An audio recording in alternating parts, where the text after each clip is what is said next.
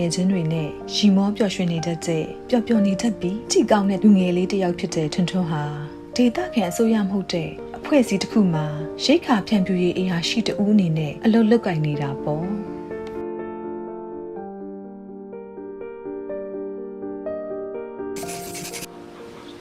ထွန်းထွန်းအလုပ်လုပ်နေတဲ့အဖွဲ့အစည်းဟာကုလသမဂ္ဂအဖွဲ့ဝင်အဖွဲ့အစည်းတစ်ခုဖြစ်ပြီးသူနေထိုင်တဲ့ရွာနာဝင်းကျင်မှာမကြသေးခင်ကမှရုံးခန်းအသစ်လာဖွင့်ထားတာဖြစ်ပါတယ်။ထွန်းထွန်းဟာဘဝကသူ့ကိုပေးလာတဲ့အရာတွေကိုအခြားလူတွေအတွက်ပြန်လည်မျှဝေဖို့အမြဲကြိုးစားလေးရှိတာကြောင့်သူဟာတိတ်ကိုကျင်နာတတ်တဲ့လူတစ်ယောက်အဖြစ်လူသိများပါတယ်။သူဟာအလောက်ထဲမှာဆိုရင်လဲစီမံကိန်းရဲ့အကျိုးခံစားရတဲ့သူတွေအပေါ်ဆက်ဆံတဲ့နေရာမှာလဲဂရုတစိုက်နဲ့ကျွမ်းကျွမ်းကျင်ကျင်လုပ်ကိုင်နိုင်တဲ့သူလဲဖြစ်ပါတယ်။သူအမြဲနှုတ်ဆက်လေးရှိတဲ့သူတွေထဲမှာမှခင်ခင်လို့ခေါ်တဲ့အမျိုးသမီးငယ်လေးတစ်ယောက်လဲပါပါတယ်။သူမဟာအသက်18နှစ်အရွယ်မိန်းကလေးတစ်ဦးဖြစ်ပြီးရုံးခန်းရဲ့အနီးအနားဝန်းကျင်မှာပဲ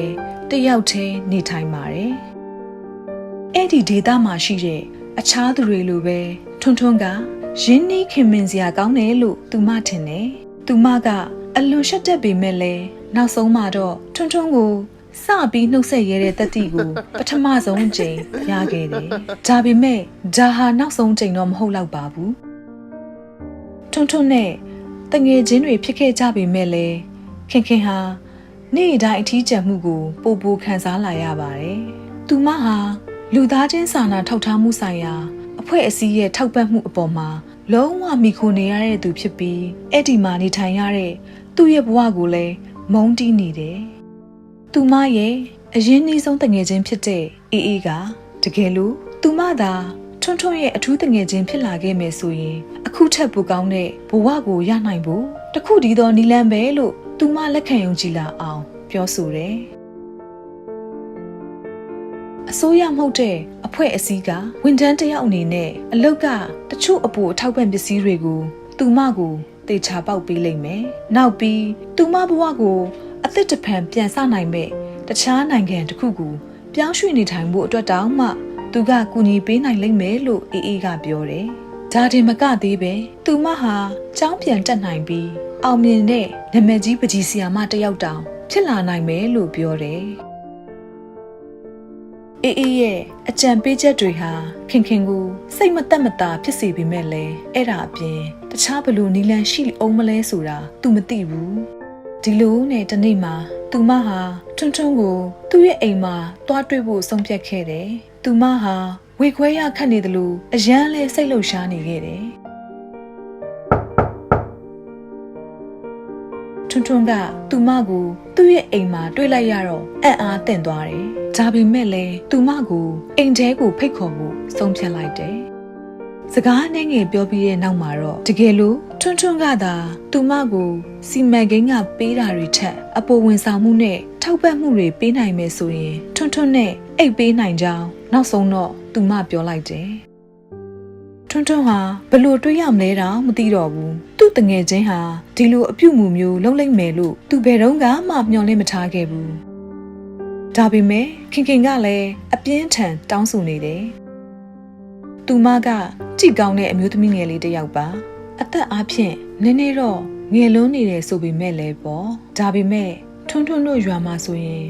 သူမလိုအရွယ်မိန်းကလေးတွေကလက်ထက်လူတောင်ရနေပြီလေ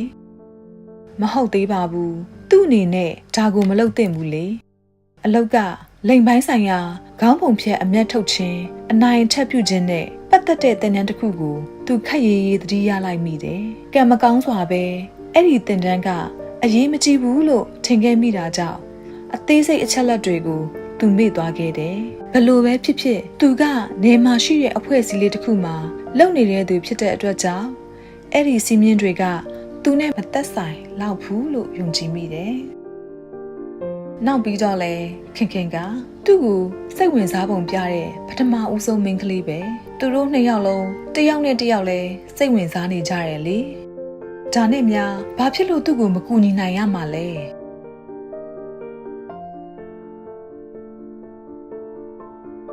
နောက်တစ်နေ့မှာတော့ ဘာတွေဖြစ်ခဲ့လဲဆိုတာကိုထွန်းထွန်းကသူ့တငယ်ချင်းအောင်ကိုပြောလိုက်တယ်အောင်ကဒီအကြောင်းအရာကိုနားထောင်ပြီးစိတ်မသက်မသာခံစားရတယ်ထွန်းထွန်းလုံးနေတာတွေဟာမသိတော့ဘူးလားဆိုတာသူလည်းမသိချဘူးလေဒါဟာသူတို့နှစ်ယောက်ကြားသဘောထားပဲလို့သူထင်တယ်ဒီအတော်တွင်မှာထွန်းထွန်းနဲ့ခင်ခင်ဟာညနေတိုင်းထွန်းထွန်းအိမ်မှာတွေ့ဖြစ်ကြတယ်ထွန်းထွန်းဟာလည်း18နှစ်ပဲရှိသေးတယ်ဆိုတာကိုအောင်ဟာမကြသေးခင်ကမှသိလိုက်ရတယ်ဒါဟာအသက်18နှစ်အောက်ရှိဘသူနဲ့မဆိုလိန်ဆက်ဆန်ခြင်းကိုတားမြစ်ထားတယ်ဆိုတဲ့အဖွဲ့အစည်းရဲ့စီးမြင့်နဲ့လည်းဆန့်ကျင်နေတယ်။ဘာပဲဖြစ်ဖြစ်သူတို့နိုင်ငံရဲ့ဥပဒေအရခွင့်ပြုထားတဲ့အသက်တွေတော့ဖြစ်နေကြပါပြီ။အေးနဲ့စကားပြောပြတဲ့အခါမှာတော့ခင်ခင်ဟာဒီလိန်ဆက်ဆန်ခြင်းကိုသူမအတွက်ဝန်ဆောင်မှုတွေပို့ရဖို့ဒါမှမဟုတ်တခြားနိုင်ငံတစ်ခုကိုရွှေ့ပြောင်းနိုင်ဖို့မျှော်လင့်ပြီးလုပ်တာလို့သိရတယ်။ထွန်းထွန်းအနေနဲ့ဒီလိုဆက်ဆံရေးကိုအဆုံးသတ်ဖို့တော့လူပြီလို့အောင်ကခံစားရတယ်။တကယ်လို့ပတ်ဝန်းကျင်ကတခြားလူတွေသာ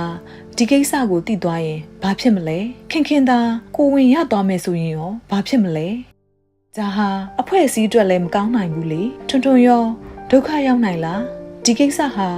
အမားတွေများလို့နေခင်ခင်နဲ့တွေ့နေတာကိုရက်မာလားဒါမှမဟုတ်အမြဲဆုံးလက်ထပ်လိုက်ပြီးတော့သူတို့ရဲ့အချစ်ရေးကိုတရားဝင်ဖြစ်အောင်လုပ်မလားဆိုတာအောင်ကသူ့ရဲ့လုပ်ပေါ်ခိုင်ဘက်ကိုမေးတယ်။အဲ့ဒါကလွဲပြီးသူဘာလုပ်နိုင်လဲဘာလုပ်သင့်တယ်ဆိုတာသူလည်းမသိချဘူးလေ။ဒါကြောင့်မို့ဒီထက်ပိုပြီးအရေးယူဆောင်ရွက်မှုမလုပ်ဖို့ဆုံးဖြတ်လိုက်တယ်။ငါရဲ့စိုးရိမ်ပူပန်မှုတွေကိုထွန်းထွန်းကိုပြောပြထားပြီးသားပဲ။ခုသူဘာလုပ်မှလဲဆိုတာသူ့ပေါ်ပဲမူတည်တော့တယ်လေ။